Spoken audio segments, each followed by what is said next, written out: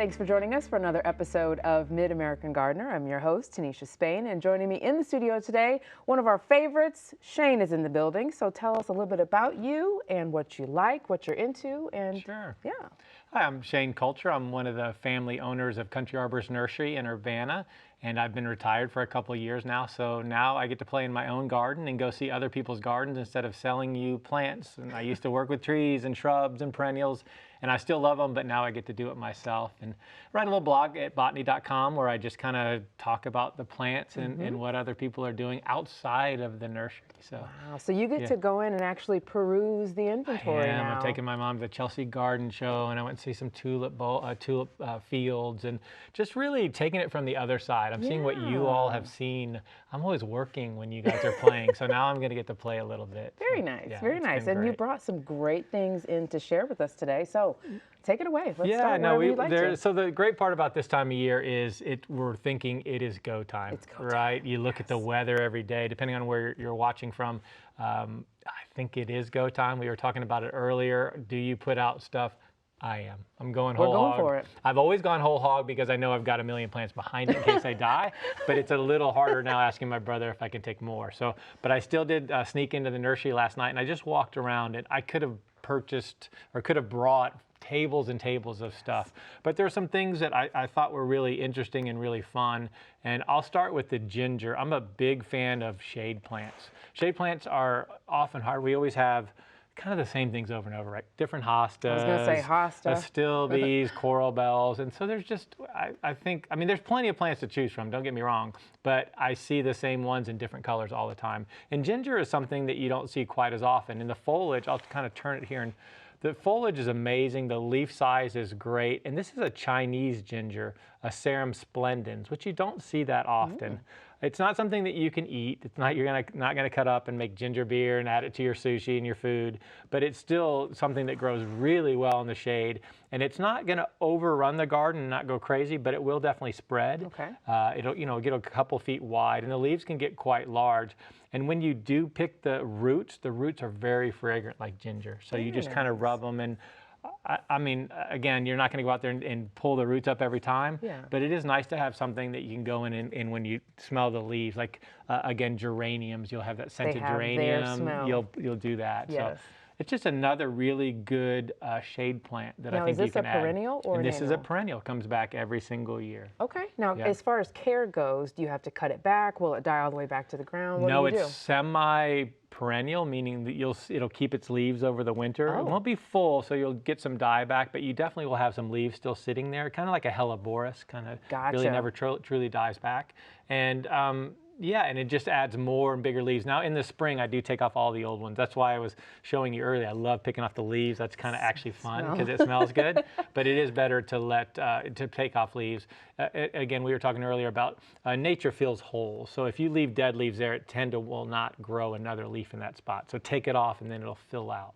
Okay. In the spring. So and then does this flower as well? I see some. Is that a flower? Yeah, it gets just a tiny little flower to it.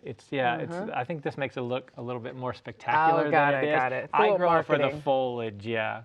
Yeah. No, there's a couple things where you look at the picture and go, that's amazing, and then you look and it's like this big. Tiny. The scale is not there. This is really pretty though, and it looks like something that would go great like under a tree, or like you said, in those shady spots where let's say you've got plenty of hosta. It almost has a tropical look to it too because the leaves are so big. Yeah, and there are lots of different Canadian gingers. There's lots of gingers, and it tends to be slow to propagate. It does spread once it's taken off. So that's what a lot of people don't understand is sometimes when you grow plants, they don't like to be divided and grown.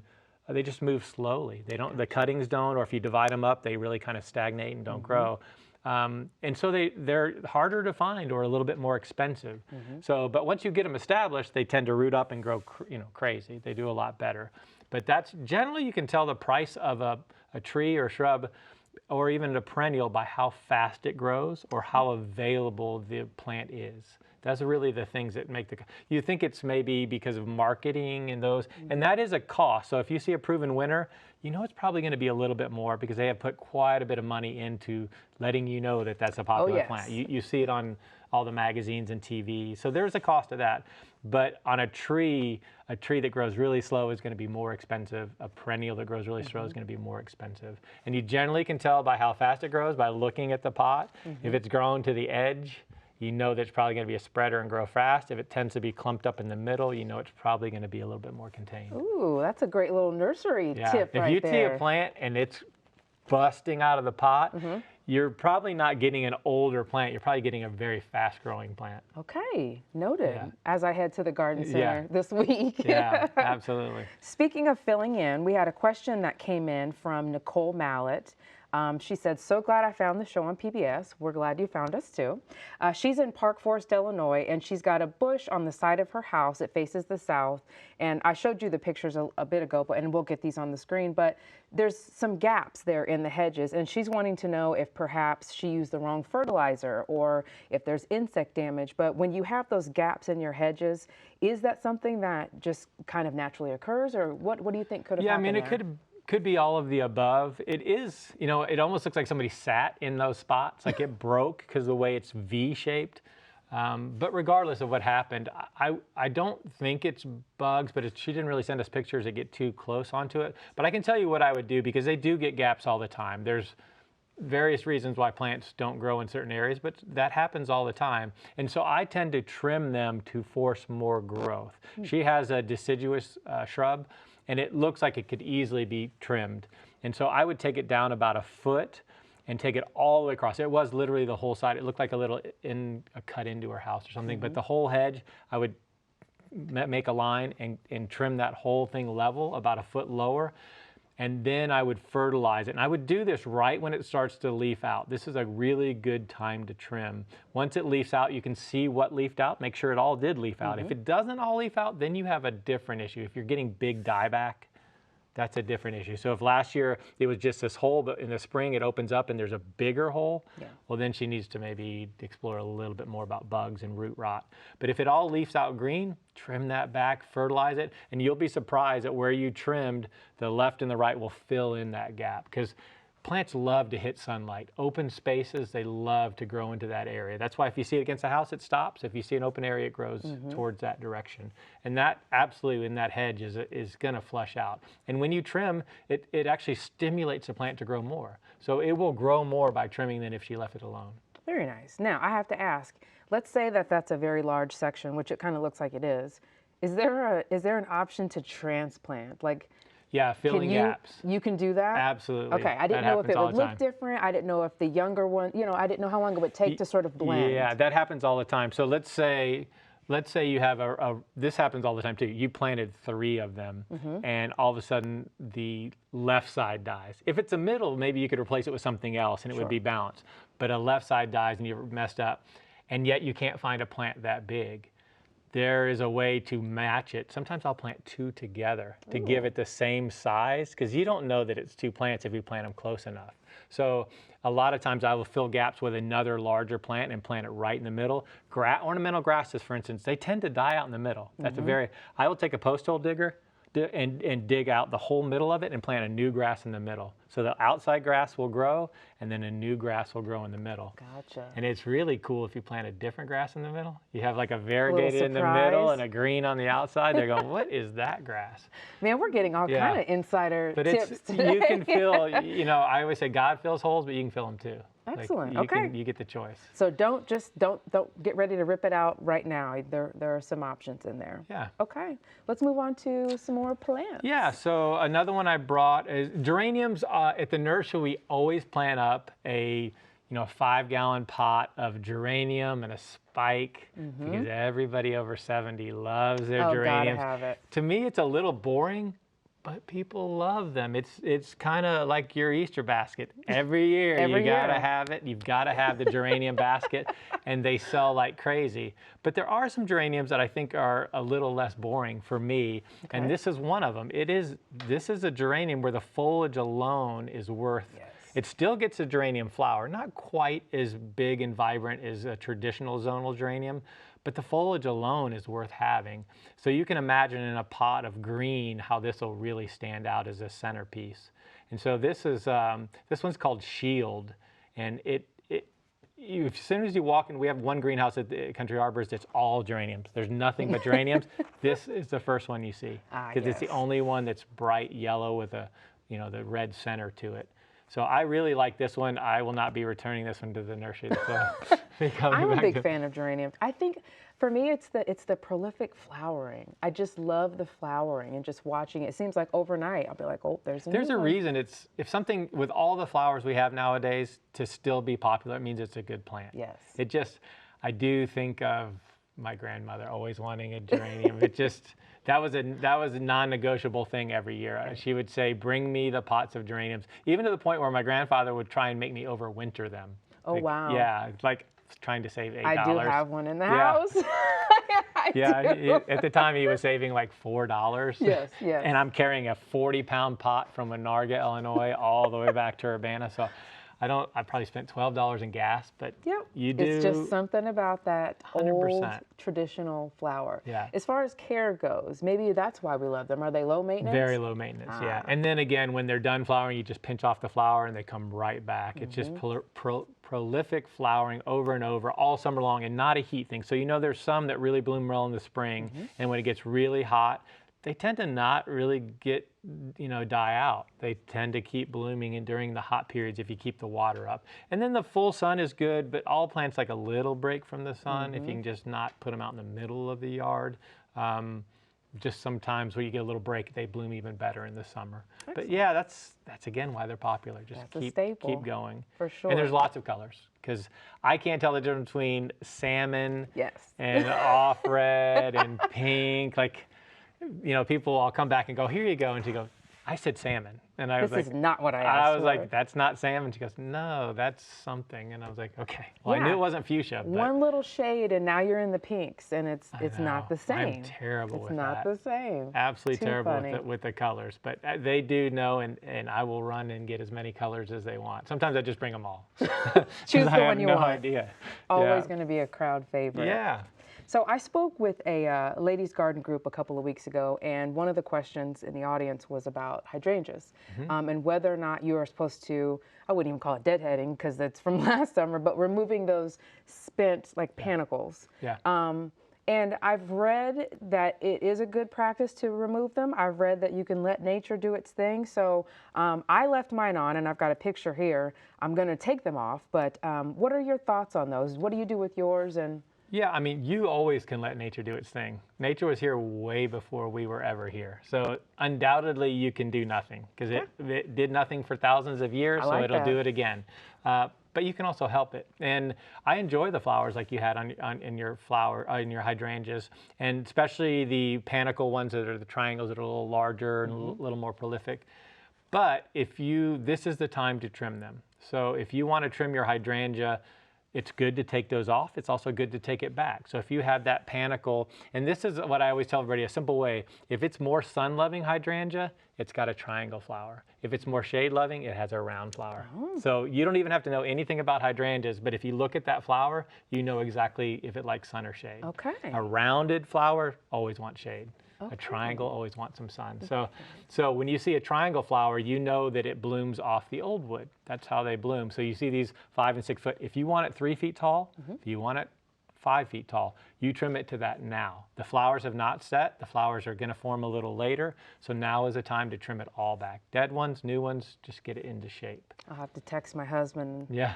Put that on the list. Yeah, no, and they're pretty easy. Again, you can't do wrong this time of year because you're not going to cut off flowers. If you take it too far back, it'll just grow. It'll just grow back. That's the tricky part about knowing when to prune and who sets flowers in the spring and who sets flowers in the fall.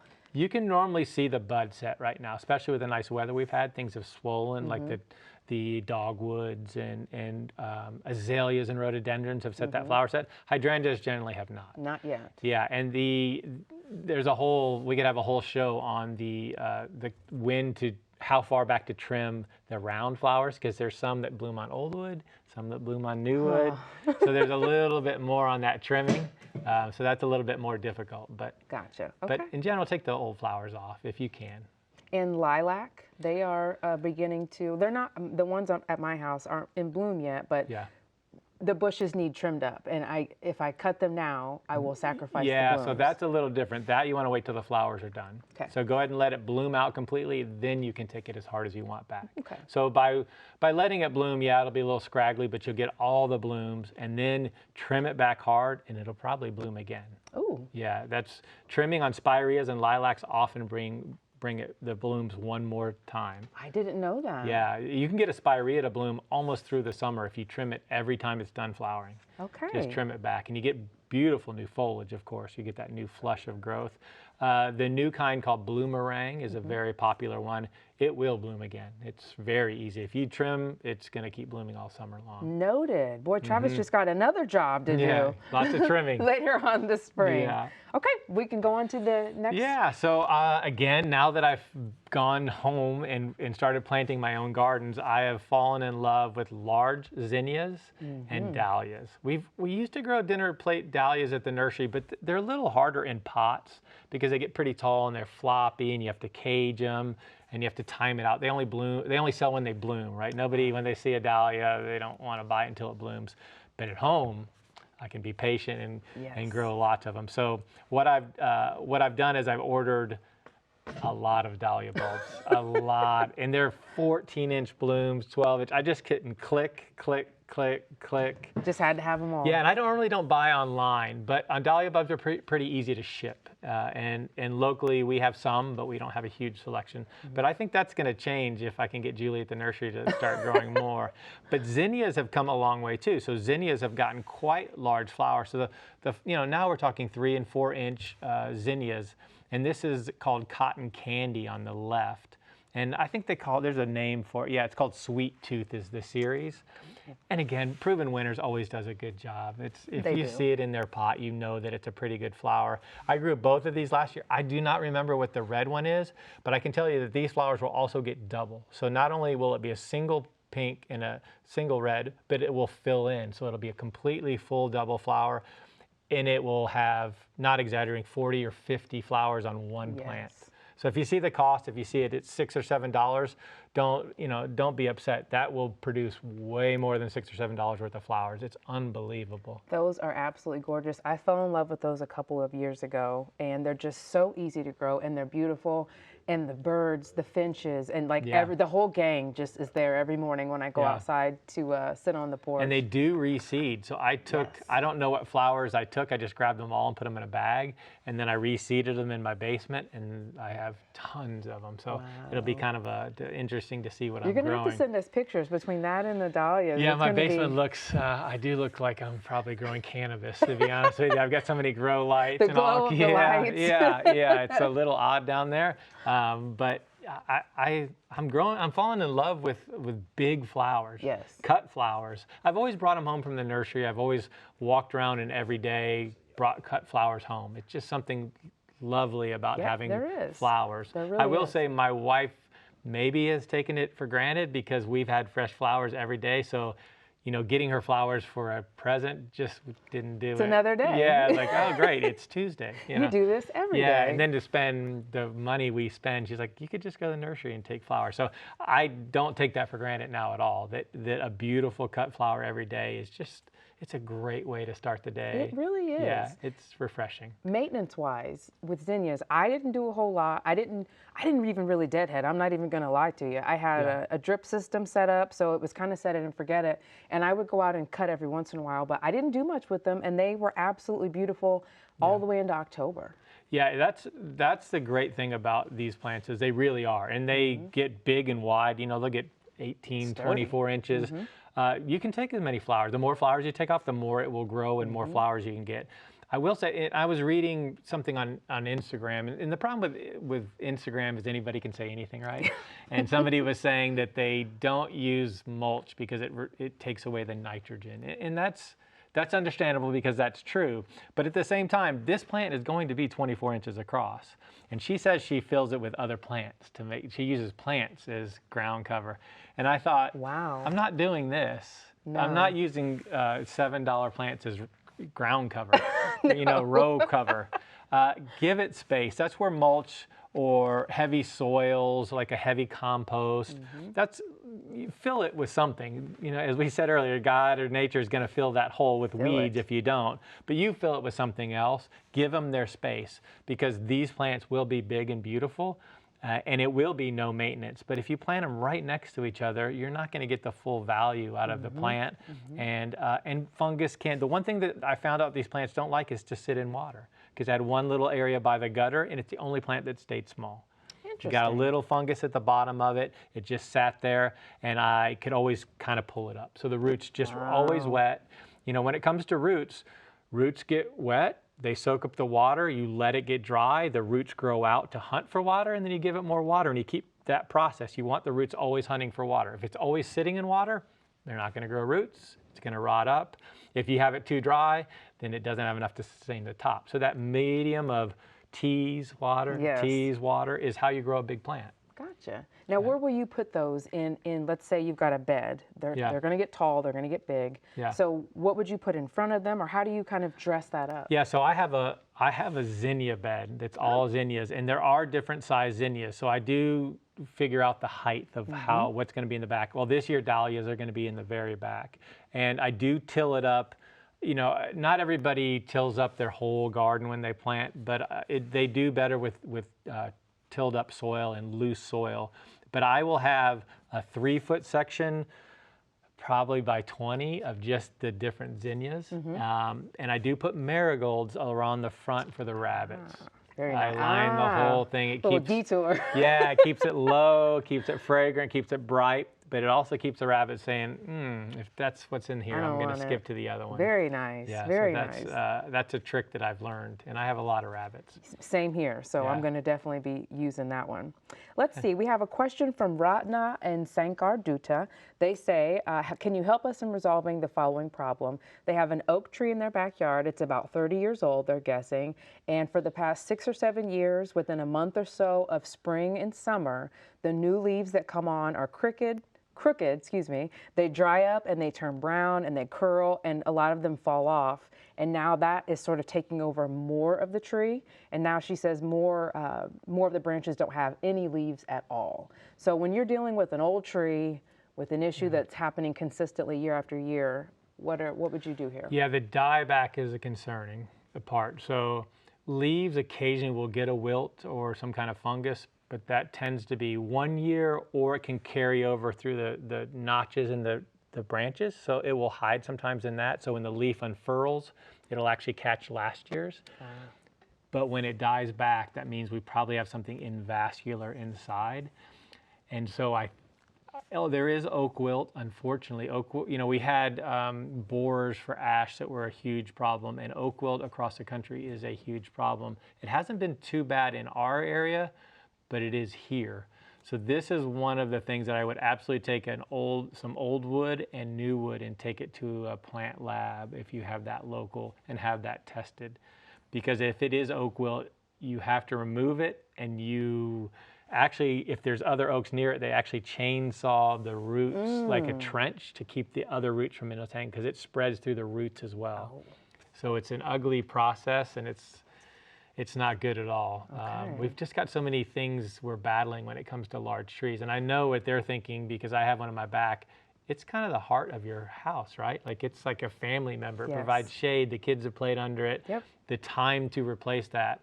So it's definitely worth the time, or even if it's a little cost, to find out what's going on. But it definitely has a disease that needs to be tested, and it won't probably be an easy fix. Yikes. Yeah. We hate saying goodbye to those. I know. Those big family trees, like you said, when you sat under them and they're in the background of all the pictures, it's kind of tough. But at least you can get some answers and then know which way to go. It's hard to replace time. Like, we can replace everything, but time is very difficult to do. So that's true. Yeah, I hate giving the bad news. I'd hate to be an arborist, to be honest with you. It takes the stethoscope out and it's like, I can't save it. Yeah, I'd either be the guy I'd either be an arborist or a person that takes it down. I can't be both. Not the one delivering the news. No, and dissecting the tree in front of them. Yes. Yeah, it'd be a tough job. We've got about 2 minutes left, and as you said earlier, it is go time. So what about some just last minute tips for folks as they're visiting nurseries and ready to get their beds in, what are some pitfalls that we can avoid? Well, I think, I think it's go time. I mean, I really think, I'm not worried about the pitfalls. So let's say we get some cold weather coming ahead. Okay.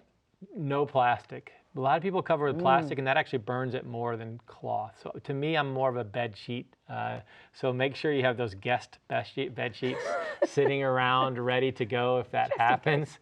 And also, if you do movable containers, like I'm a big little container that I can move in and out. Definitely do those, because you could move those easily if you want. But I think in Central Illinois, it's time to plant. The forecast looks good. The farmers are out. You can always tell by farmers putting seed in the ground that the soil temperatures are pretty good as well. So I think it's go time. I saw a hummingbird too. So hummingbirds. They're a great indicator. So let's get after it. It's that sound in the morning too of the robins and the birds that only come in the springtime. Yes. The smell of the grass. Once the masters have teed off, I also know it's time to start. Like it's all these things coming together that I think that we are going to be popular people around town, because it's going to be a good time. And now the farmers market will be full of fruits and vegetables before you know it. That's right. Okay. Well, we're out of time. Thank you so much. I learned a lot today, like a lot. And I hope you did too. Thank you so much for watching. If you've got questions, you can send them in to us at yourgarden@gmail.com or search for us on socials. Just look for Mid-American Gardener, and we will see you next time. Good night.